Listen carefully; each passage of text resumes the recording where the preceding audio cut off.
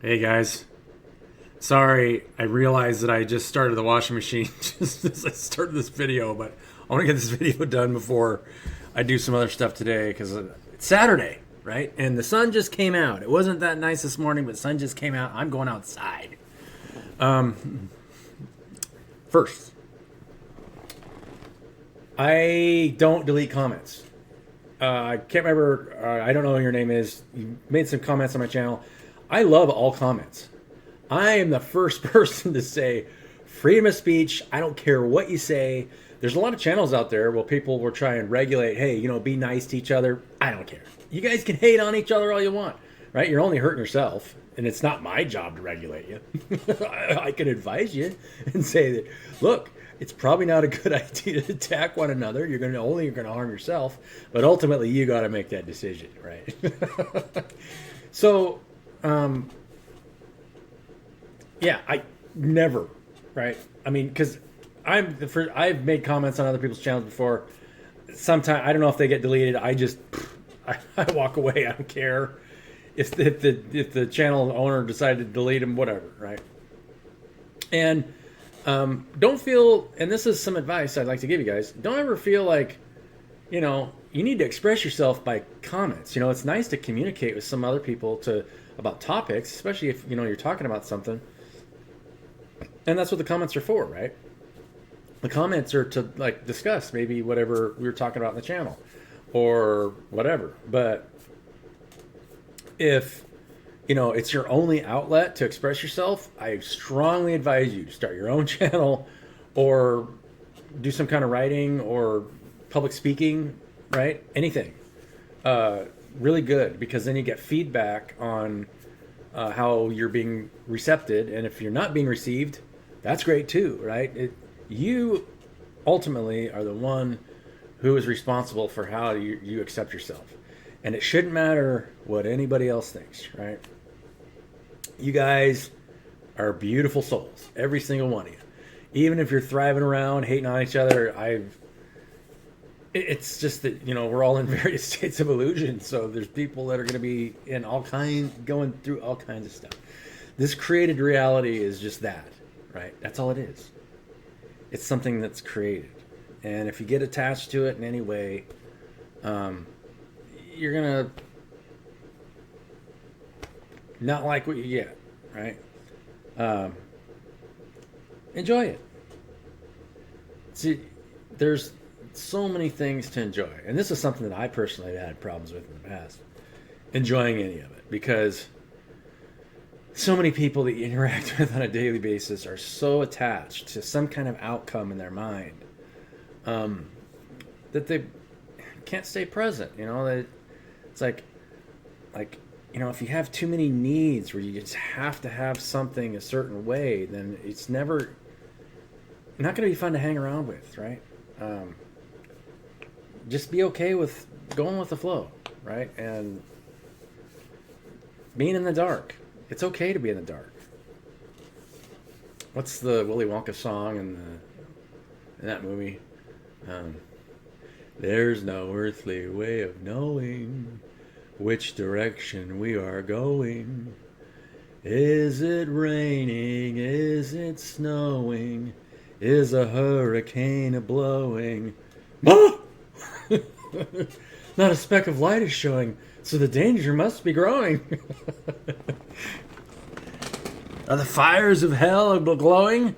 Is the grizzly reaper mowing? Yes!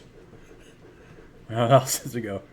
I don't know. I forgot the rest. It's such a good scene. That boat scene in Willy Wonka Chocolate Factory. I could watch that over and over. And I have at times because so interesting. So profound. It really is. He just tortures those people and their fears. And, in some ways, you really got to think about, was he helping them or hurting them? Right? By doing that. Trying to get every ounce of fear out of them. And then when it was time to stop the boat, it's like, Wonka, this has gone far enough. You're right, sir. Let's stop the boat. Boom. And then they're just right where they need to be. You're always where you need to be, and you never get more than what you can handle. I was watching somebody else's wonderful lady, Peggy. Her name's Peggy. I did a podcast, and I think maybe I shared a link on my YouTube channel before. She was a counselor for years, and she's just do YouTube podcasts, and she was talking to somebody, a gal who grew up in a big family, had a bunch of siblings, and was kind of used to the chaos of just crazy stuff going on. But she had an autistic kid. I think he was a boy. And he didn't do well with that atmosphere, right? Everything had to be organized and very set straight away. And she started to kind of question whether or not question herself as she was the right person. And after she talked to some people, I think she went to a life coach, she realized that the situation that she was in she was perfect for him, and he was probably kind of perfect with her, right? If you kind of fall in one direction too far, then you'll usually be surrounded by somebody to temper you in the other direction, right? I can speak from first-hand experience to that one, right? I mean, I've got people that polar opposites of me in so many different ways.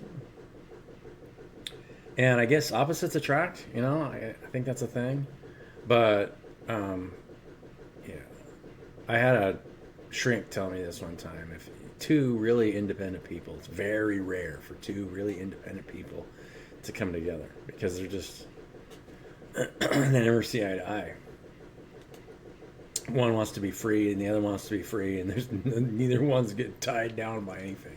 And I have to admit, I'm probably one of those people where, I love you and I'll do anything you ask me to. But sometimes you're probably going to be upset because I'm just going to do whatever the fuck I want. Say I love you, but I'm just not gonna do it. That thing you want me to do? Sorry.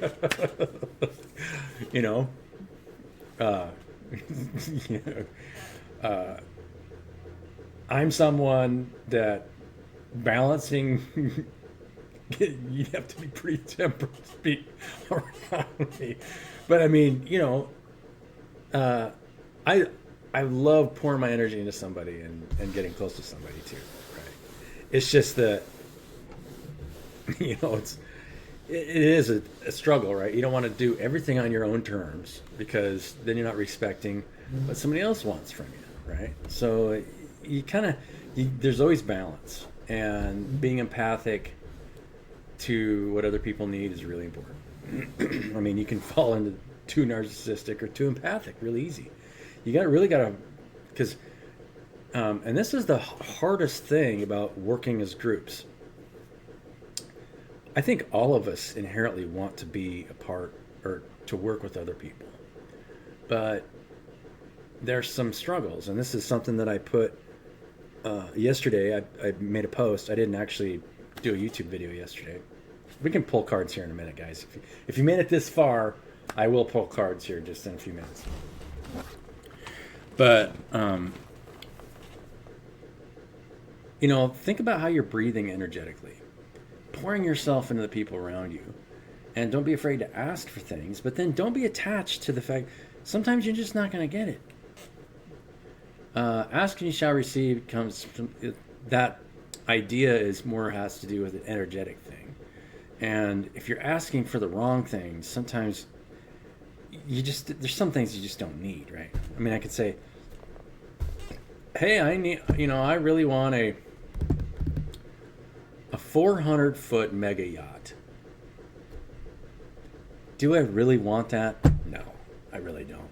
I mean, I wouldn't mind having community access to something like that, maybe there's a couple 100,000 of us that have access to it, and then maybe 30 people rotate in and out to manage the thing. Because the last thing you want to be stuck on something like that and have a permanent job. Maybe some people would love it, right? And more than likely, 30 people out of a couple 100,000 people would love to be stuck on some big mega yacht and just work on it. But the last thing you want to do is be a slave to the people that do come onto the boat. That's one thing.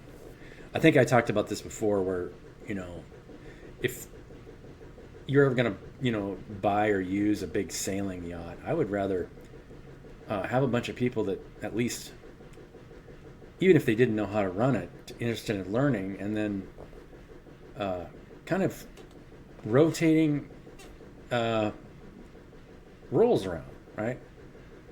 A couple of us could cook one night, a couple of us could cook another night. If you weren't a very good cook, you can always learn. You can always help. It's always something you can do. You chop broccoli, whatever. Something you can do. If you're not comfortable with a knife, if you're going to cut your finger off, sorry. Probably got more problems than just, Then we need to work on your focus, energetically. How much you're focusing on what you're doing right now. Anyway, I'm not going to keep talking about that. There was one other thing that I was thinking about the other day. Is the purity of our hearts, right? And I was thinking about this on an energetic level. And this is so true. You get negative, you'll have negative projections from the people around you if you're doing things for other people for free and you're not making any money out of it, right? If you're helping somebody. And if it's all altruistic, you'll get negative projections. Now, that's somebody tied to this physical reality.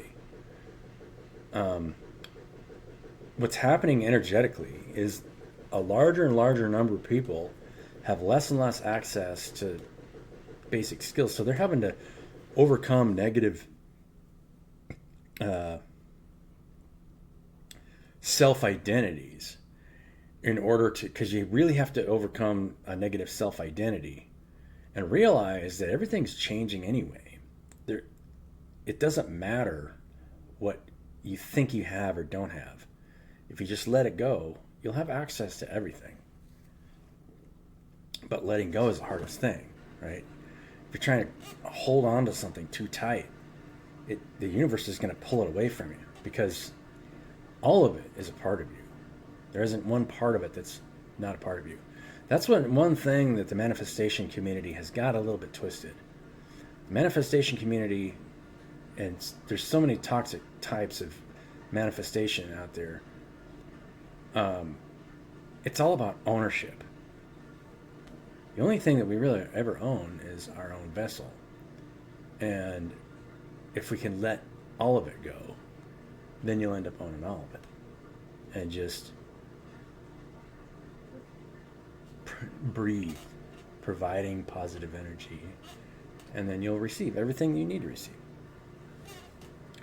And if you get stuck energetically, if you're not doing what you need to do, then just rest. I mean, eventually you'll build up so much so much energy, you'll have to go out and do something, right?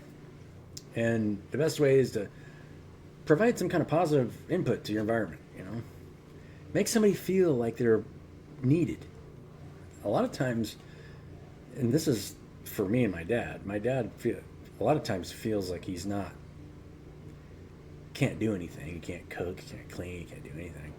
But if I can ask him to do something, he appreciates being able to do something and he feel like he accomplished something, right? You just have to know yourself and know other people and make them do your best to try and make them feel good about themselves, right? I don't know.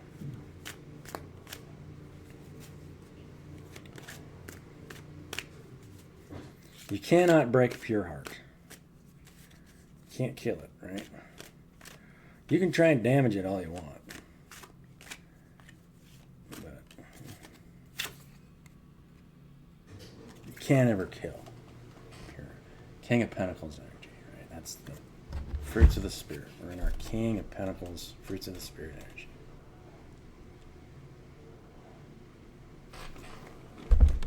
Everything's growing around this guy. He's got weeds growing around him. Look at the goat underneath his right arm. He's got a little scepter and he's got a goat. Isn't that a goat? I don't know.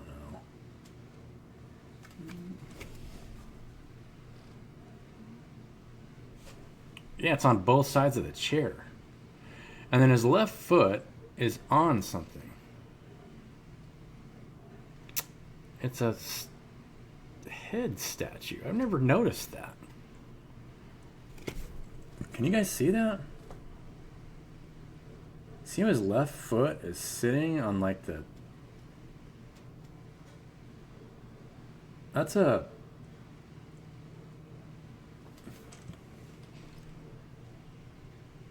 monkey head? I don't know. If you guys know in the comments. King of Pentacles, I guess maybe he's conquered. You could say that he's conquering the lower mentality. I think that's how I would read that, right? You've conquered an aspect of yourself that would pull you down.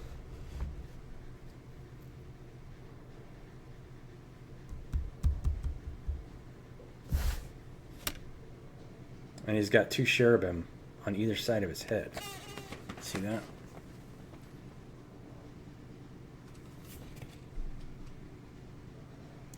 Actually, they're sheep. I think they're sheep.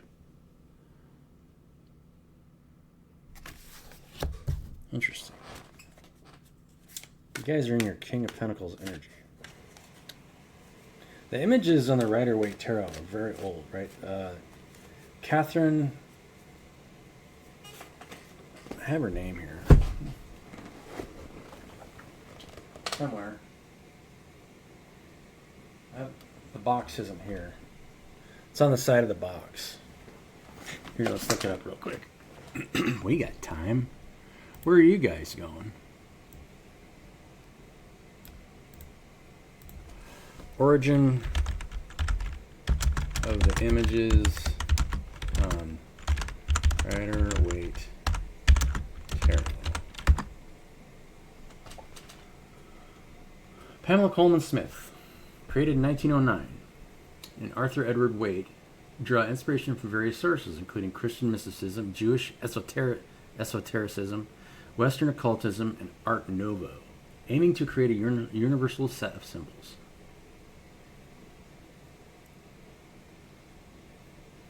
The symbols and imagery used in the deck were influenced by the 19th century magician and occultist Eliphas Levi. As well as by the teachings of the Hermetic Order of the Golden Dawn. In order to accommodate this astrological correspondence taught by the Golden Dawn, Waite introduced several innovations to the deck. Interesting.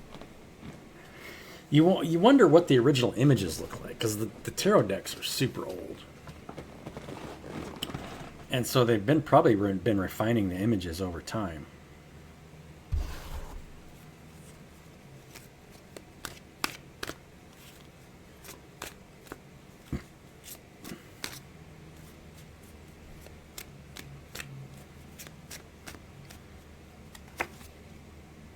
Queen of Pentacles.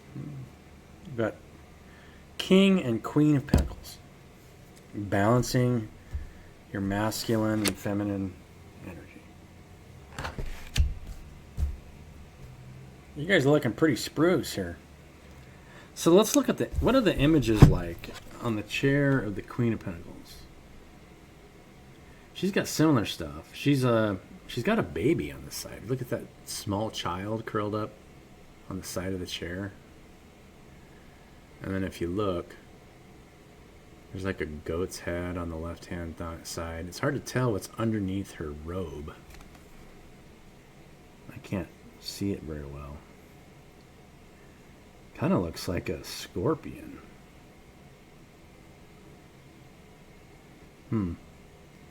But she's also surrounded by growth, right? And a little bunny rabbit.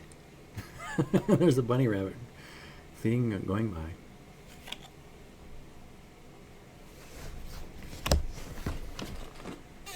I don't even want to pull any more cards. I mean, you guys are already sitting like this.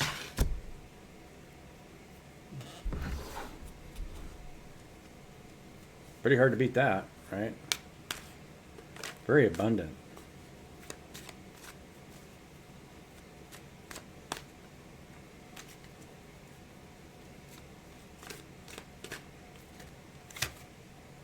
Chariot. Fast moving forward momentum. We're heading out. Bum bum bum bum bum bum bum bum. Bum bum bum bum bum bum bum bum bum. Bonanza.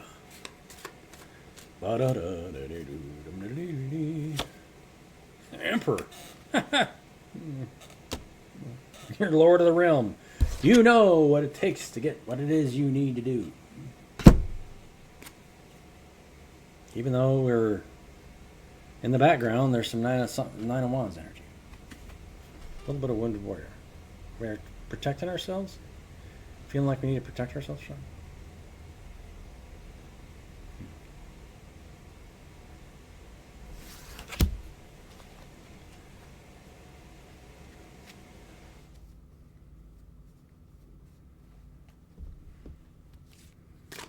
Just a little bit. It feels like there's just some of that energy in the background that feels like it's something that you're finally letting go of, right? Or it's more on the hermit.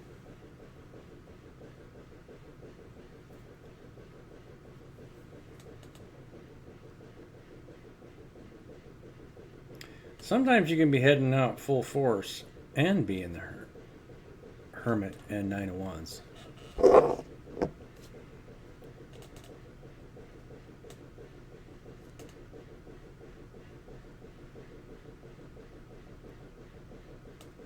This feels like a projected energy, right? This might be something that's being projected on you. And you might feel like this anyway.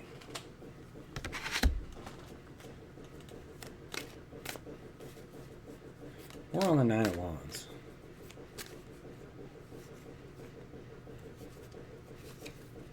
Strength. Yeah. Hermit, strength, nine of wands. Shadow work. Taming the shadow. It's just more shadow work.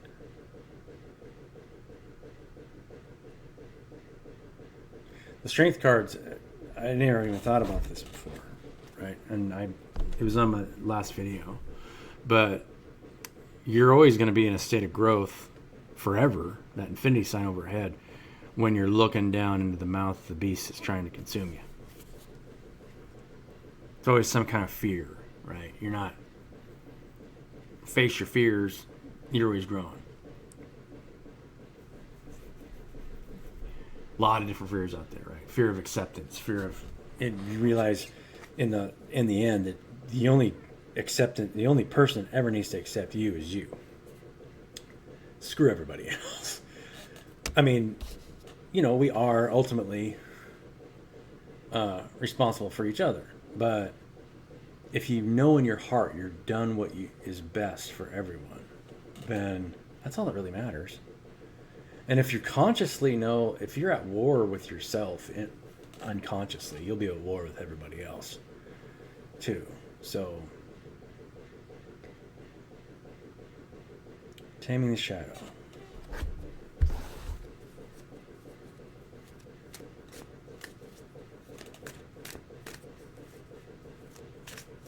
It's all major arcana out here. King and Queen of Pentacles, Chariot, Emperor, Hermit, Strength.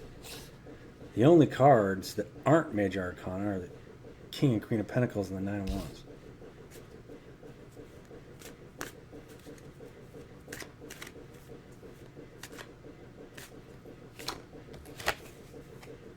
Page of Cups. A youthful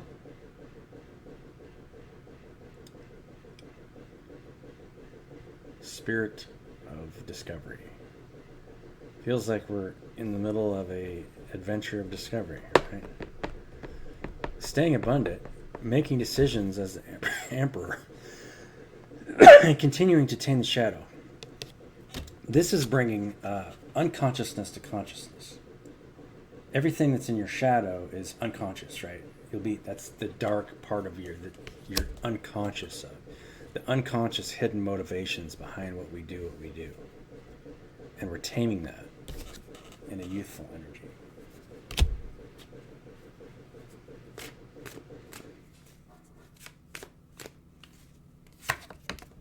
death. Dying to old versions of ourselves. The death card. Death.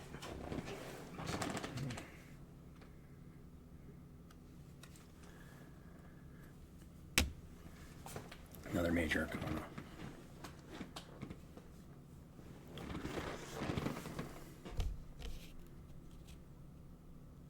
Let's get an oracle card. I'm not going to bore you guys anymore. I mean, you guys are dying to old versions of yourself, staying balanced, moving forward, conquering the self, doing shadow work, maybe taking some time to yourself this weekend. We all do that. Maybe I'll do that tomorrow. Probably won't make a video tomorrow. Tomorrow's Sunday. I'm going to make it point to go spend some time with family tomorrow. If they'll have me. So. Golden Crown.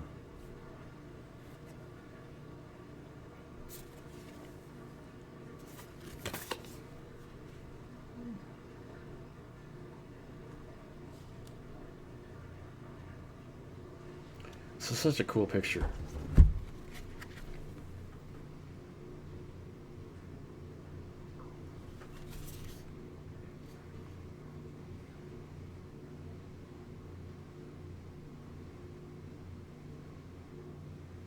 It's like a white light at the center of her third eye chakra, and then it's kind of turning into golden light as it comes out and around.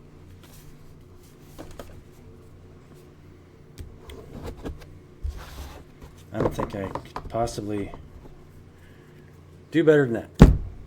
Love you guys. Have a beautiful day. And what else? What else do I have to say? I don't know. Well, we can talk about teamwork and working together and all that kind of stuff later. I didn't want to talk about that today. I just want to talk about the heart and what you got to do for yourself. Keep moving forward and being abundant. And share it with the people you care about. Catch you guys later.